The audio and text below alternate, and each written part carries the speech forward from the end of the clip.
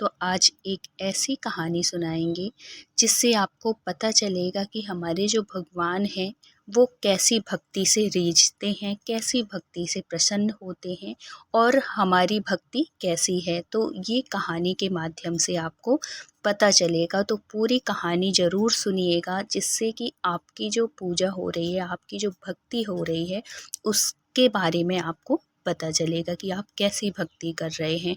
और अगर वीडियो अच्छे लगें तो प्लीज़ लाइक कर दीजिएगा, चैनल में न्यू हैं तो प्लीज़ सब्सक्राइब कर लीजिएगा। मेहनत और ईमानदारी से कमाने वाले सभी लोगों पर भगवान प्रसन्न होते हैं। सच्चे मन से भगवान की आराधना करने का फल मिलता है, लेकिन आराधना किसी लालच में करना बुरा होता है।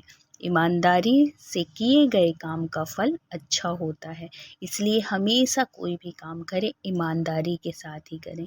तो आज हम एक कहानी के माध्यम से इसको समझेंगे। एक गांव के जमींदार और उसके एक मजदूर की मौत एक साथ हुई। मरने के बाद दोनों एक साथ यमलोक पहुंचे।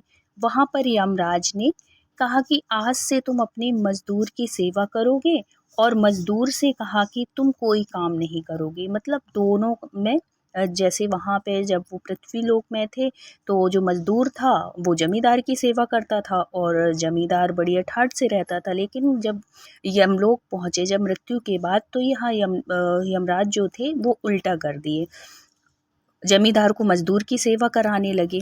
तो अब क्या होता है कि जमींदार को बहुत अटपटा लगा कि धरती पर तो इसका उल्टा होता था। इस बात से परेशान होकर जमींदार ने कहा कि भगवान, आखिर हमसे क्या अपराध हो गया है जो ऐसी सजा दे रहे हैं। मैं तो प्रतिदिन मंदिर जाता था, भगवान की पूजा के साथ साथ बहुमूल्य चीजें दान करता था। जमींदार की बात सुनकर यमराज ने मजदूर से पूछा कि तुम धरती पर क्या करते थे। मजदूर ने कहा कि भगवान, मैं दिन भर जमींदार के यहाँ मजदूरी करता था और जो मिलता था उसी में गुजारा करता था। जो मिला उसी में संतोष के साथ खुश हो जाता था।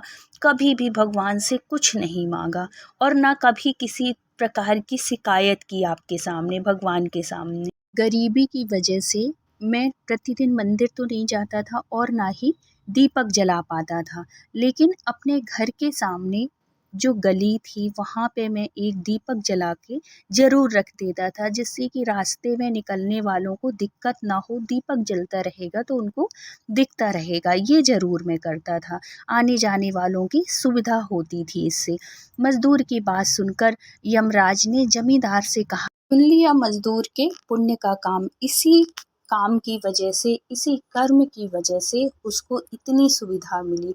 और तुम राजा थे, बहुत पैसा था, बहुत धन था, बहुत दौलत थी, लेकिन जो भगवान को समर्पित करते थे, भगवान को चढ़ाते थे, तो एक उसके भाव से कि हाँ मैं राजा हूँ, मैं इतना चढ़ा सकता हूँ, हमेशा कभी ऐसे भाव से, आद्र भाव से कभी ऐसे नहीं किया कि कभी भगवान के पास गए और बिना मांगे वापस आए हो। कभी न तुम्हारे मन में कभी न कभी वो इच्छा रहती थी कि मेरा राज्य बहुत बड़ा हो, मैं बहुत प्रतापी राजा बनूं, मेरे समान कोई ऐसा राजा ना हो, मेरी कीर्ति हो, मेरी वाहवाही हो। हमेशा भगवान से कुछ ना कुछ मांगते ही थे। कभी निस्वार्थ भाव से सेवा नहीं की, कभी भगवान के सामने ऐसे भाव से नहीं गए कि भगवान आपका बहुत बहुत धन्यवाद। कभी तुमने आंख बंद करके भगवान को स्मरण करके ये नहीं कहा कि आपने जो दिया है बहुत दिया है, अब मुझे और कुछ नहीं चाहिए, भगवान बस मुझे भक्ति दो, मुझे अपनी शरण में लो। ऐसे भाव से तुमने कभी सेवा नहीं की है, इसलिए इसका फल तुमको मिल रहा है। और जो मजदूर था, वो जो साहूकार था, उसको ऐसा फल मिला। तो इसलिए कहा जाता है कि भगवान की सेवा करिए और निस्वार्थ भाव से। जरूरी नहीं कि आप भगवान के मंदिर रोज ही जाओगे तभी भगवान आपसे प्रसन्न होंगे। जब भगवान को आप बहुत सारे मेवा मिष्ठान को फल चढ़ाओगे तभी भगवान ऐसे प्रसन्न होंगे। आप अपने निस्वार्थ भाव से जो सेवा करेंगे, जिसमें कोई कामना नहीं रहेगी, कामना रहित होके जब आप सेवा करेंगे, भगवान वही भक्ति स्वीकार करते हैं। और भगवान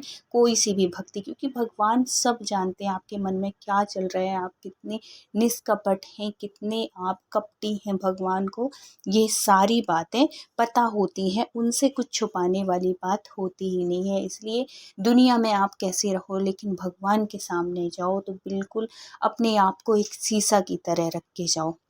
भगवान के सामने कोई कपट, कोई छल छिद्र बन के मत जाओ। जैसे कि आपको इस कहानी के माध्यम से पता चला कि भगवान कैसी भक्ति स्वीकार करते हैं। तो इस कहानी से हमें यही शिक्षा मिलती है, यही सीख मिलती है कि भगवान हमेशा मेहनत और ईमानदारी से कमाने वाले व्यक्ति के ऊपर ही प्रसन्न होते हैं। तो बोलिए राधे राधे।